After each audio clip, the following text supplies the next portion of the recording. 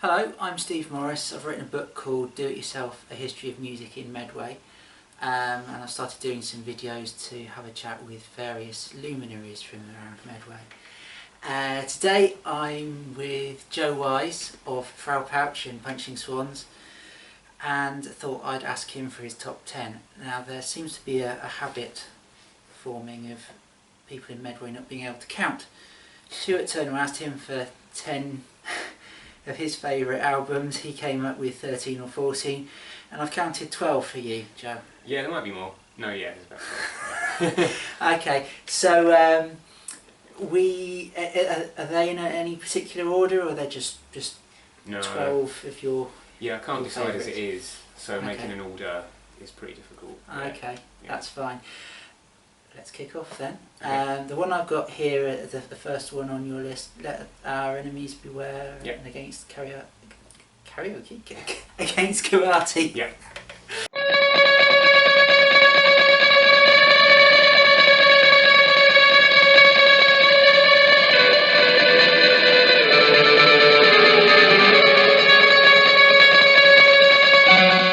Never actually seen them live, No. but Sue's kind of introduced them to me. Is your wife? Yeah, Sue's my wife, as just like a Medway band, and I gave them a listen, and it was Yeah. really good. It reminded me of like one of my bands, I would say favourite bands, but I'm not sure anymore. Kong? No, Right. Kong? No. No. They released their albums the same year, same Yeah. sort of time, and they sound very similar in a lot of ways, which is like just a huge coincidence. But yeah, they're great. Like just really loud, really like riffy, just great. You like your loud music, don't I you? do, yeah. And then they kind of they broke up, and from them White Devil came, and Okay. Why a Mother. So they did go off and do other things. Yeah. And yeah. Oh, great. Yeah. Okay. Right. Next one, Bear versus Monero Yeah. and Yeah. Paunch. Bear versus Monero. Yeah.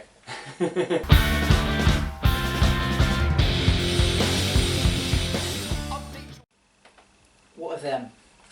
Well, again, they were just like loud, riffy, noisy. Like that's the sort of stuff that we like. That's what Yeah. we're into. So they were playing the Neckhead. I can't remember how long ago it was, and we just went along to see what they were like. Thought they were great. We just kind of like latched onto them. Yeah. Wanted to book them for gigs and stuff. Yeah. Turns out they're all really nice people. Yeah.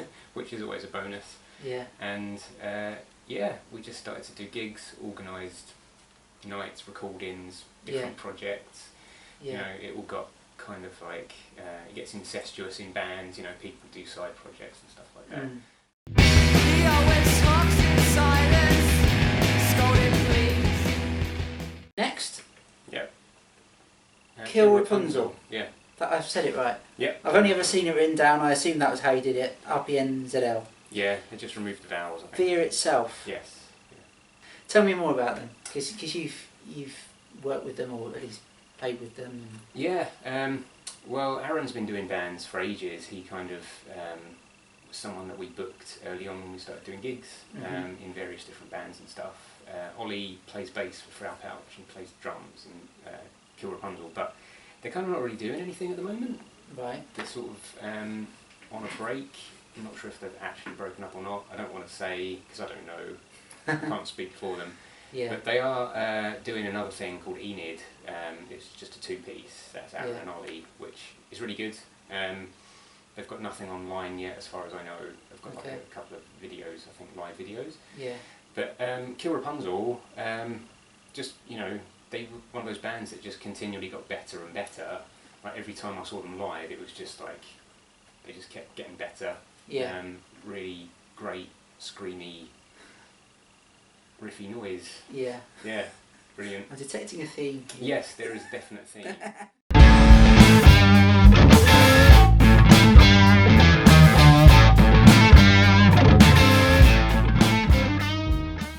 Next up, Broken Banjo, Repeat Offenders. So they're a kind of bluesy kind of thing with a hint of grunginess as well. Yeah. Yeah. Yeah, they are. Yeah, for I don't know, lack of a better description, they're like a blues rock band, but Yeah. they've got like a bit more more to it. It does veer off into sort of heavier territory, and at one point they had one song, I don't know what it's called, but it went all kind of like math rock. Yeah. And I was a bit like, huh? Like, just one song randomly in their set went all sort of mathy, which was great. And I don't even think they themselves were aware of it, because when we pointed it out to Liam, he was like, oh, does it? Oh, great. You know, he didn't know. But, yeah.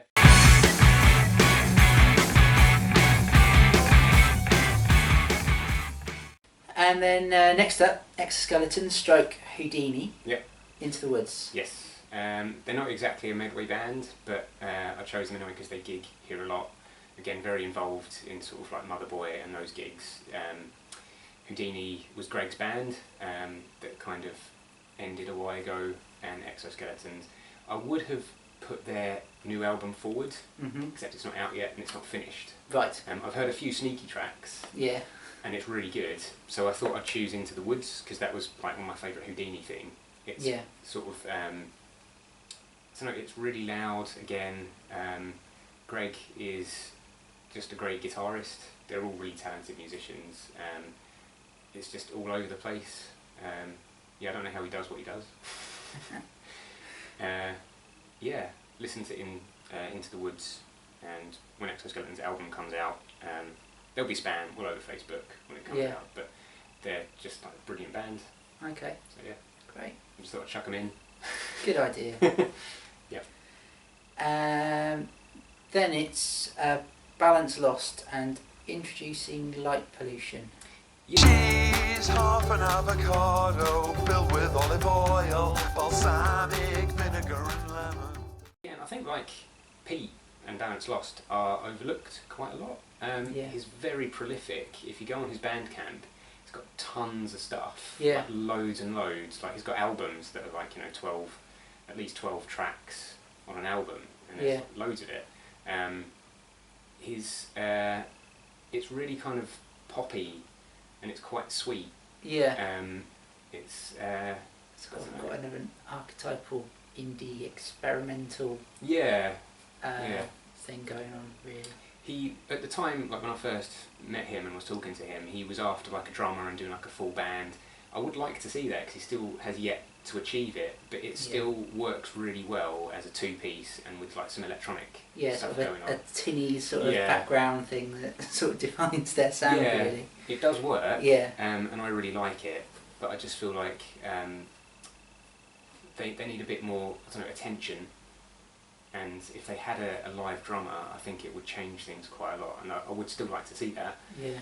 But I don't know if it'll ever happen. But anyway, like if you just listen to the music online, it's really good. Okay. Yeah. I have a story about Matt from the band. Okay. My wife, I think, went to the same college as him, and in the canteen he once decided, for no particular reason, to spell out a rather naughty word beginning with C, with P's, for the for the cleaners to attend to. That was nice of him. Wasn't aimed at anyone in particular. I don't know, maybe he just didn't like those P's.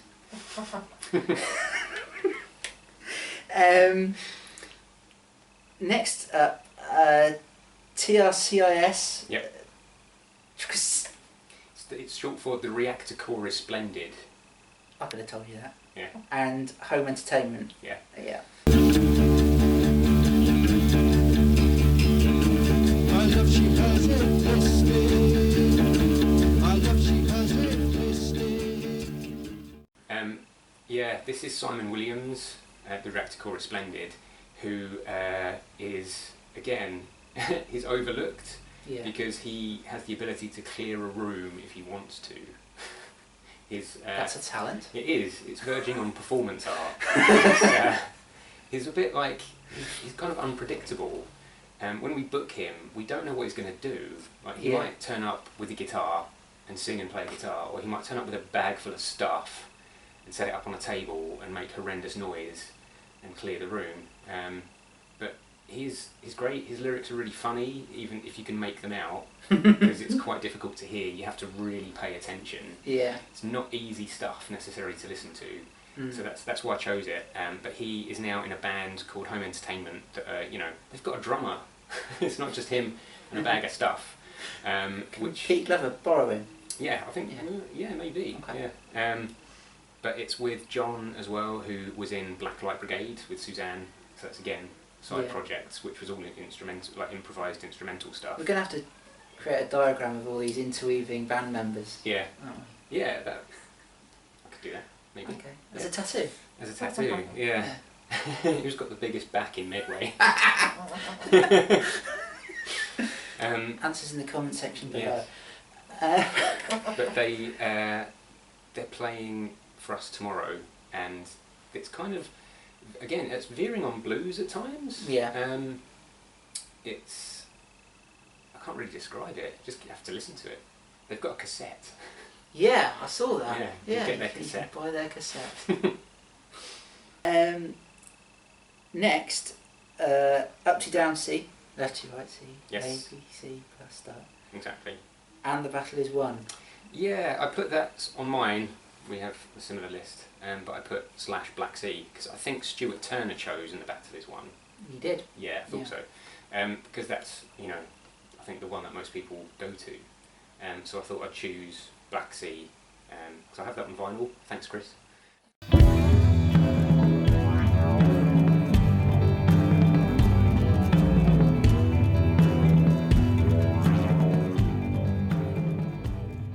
They, again, when I came down to Medway, I didn't really know any of the bands at all, and Suze took me to an Upsy gig, and it was like, wow, you know, you have decent bands in Medway. So I was really impressed. There's been a rumour about that. Yeah. Nothing confirmed. No, there's a few. I was like just totally unaware because I didn't grow up here. Suze has grown up; she's lived here her whole life, so she knew the bands. Yeah. Her name was Beware, Upsy Downsy. So yeah, she just introduced me to it, and I was just amazed at like the quality of bands. I was So they were your in Yeah. into the whole thing. They were like the gateway band into Medway. Okay. Yeah, I was gonna maybe choose. What was the one? Is it Faster Than Evil? Which is like the mock John Carpenter soundtrack that they did. Okay. It was like based on horror and stuff like that. Mhm. But yeah, Black Sea. Black Sea's really good. Okay. And then I think this is the final one. That Massive Bereavement, Sugar for the Masses. Yeah.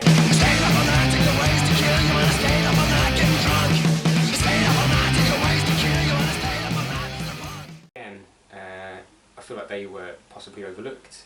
They were probably the most self-deprecating band I've ever met. Aidan would always be like, it was terrible, rubbish, why do you see us?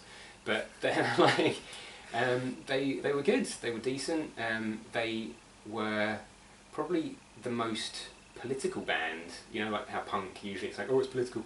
I'm not political, well I am, but not in music. Yeah. But they actually had, you know, content, like, I'm not sure about, Rupert Murdoch's Death Wank was one of their songs. Yes. Yeah. And Jelly Deals, I quite like that one. Jelly I was Deals, yeah. listening to that just now. yeah, Aidan has stuff to say, you know, About Jelly Deals about and Jelly Deals. Rupert Murdoch. Rupert Murdoch, yeah. He has a degree or something, I don't know. In In being I don't know, something political or something a doctor. political. I do know. He's No, a I don't. professor of, I think, Balkan crisis and things like that is his Oh, specialty. yeah, he is. International relations. Yeah, it's serious. Serious, yeah. It He's is. like a proper expert that Yeah. the BBC go to and stuff. He is, yeah. I've Yeah. seen his stuff on Facebook. But yeah, they're kind of, they were 'cause they broke up. They were sort of grungy, punky. His vocals even reminded me a little bit of like Lemmy at times, or maybe even Nirvana or something like that. I'm not sure if that's what he was going for, but that's what it sounded like to me. Yeah. Yeah. Okay, great. So that's your top 12. Yeah. Yeah. What are you up to at the moment? Me? Well, Frau released an album a little while ago, Fairy Mares, which is out to buy or something. You can buy it, you don't have to. Not really good for you. on Skingasm Records. The utter's a shoemaker, turn attention to clocks. Another business was failing, and a man's laugh on the rocks. It's as it sounds, it's nightmares and fairy tales smashed together. Brilliant. Some of it's made up, some of it's based on existing fairy tales.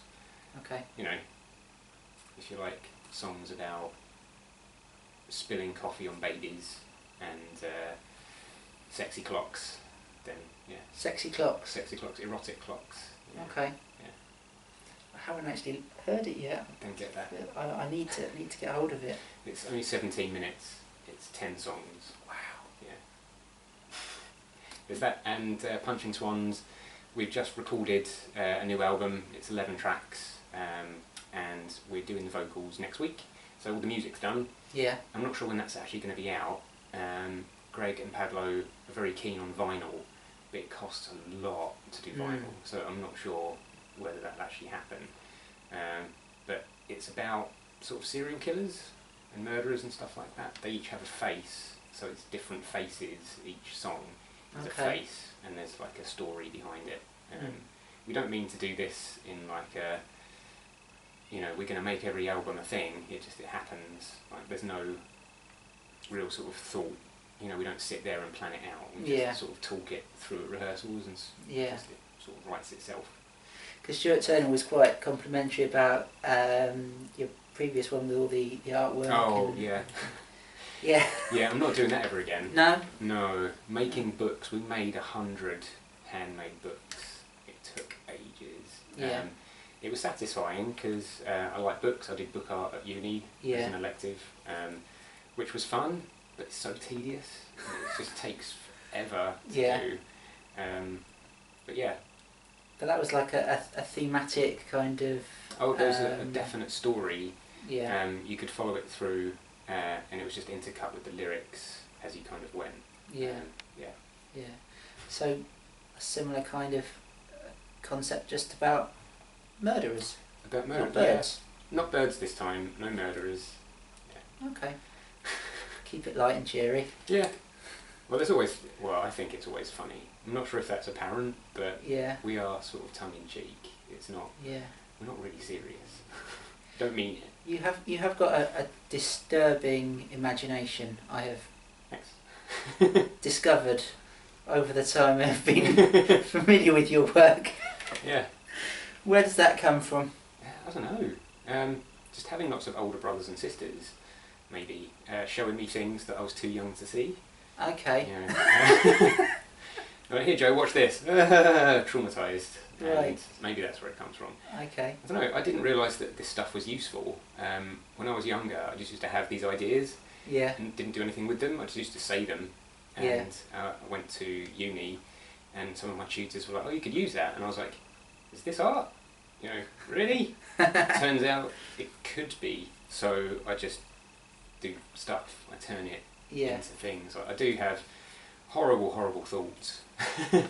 And, you know, I'm quite happy to think them. I'm not going to do anything about them. But, you know, I just use them, you know, creatively. Like, I think a lot of people maybe get scared of their own thoughts. Right. Maybe. You just embrace them. Just embrace it. Just let yourself think these things and then do something stupid with it. Right. Yeah, that's what I do. What's the weird thought that you're proudest of? Oh God, I don't know. They're all so horrible. I'm not sure. Suze? What's that? What's my proudest horrible thought? Oh, God. The Jazzling the cat. The Jazzling the cat. Okay, moving on. Well, thanks Joe Wise for meeting up in your tattoo parlour. Yes. And preserving us from the sight of a it's hidden. pierced It's dignity is male hidden. member. Yeah. It's been a pleasure talking to you as always. See you soon. Cool, thank you. Thank you. Cheers.